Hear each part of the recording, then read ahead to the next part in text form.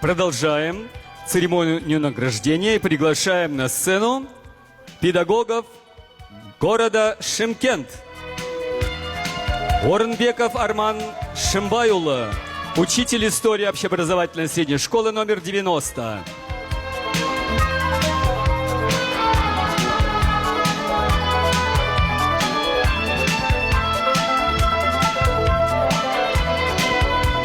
Мадиярова Гаухар Кокешевна, Шымкент қаласы Өтебаев атындағы жаңа технологиялар жоғары колледжінің арнайы пәндер оқыды.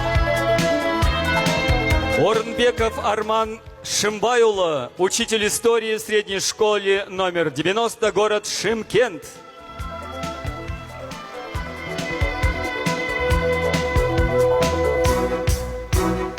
Тлеулов Ербол Эрнстович, учитель физической культуры в Назарбаев интеллектуальной школе.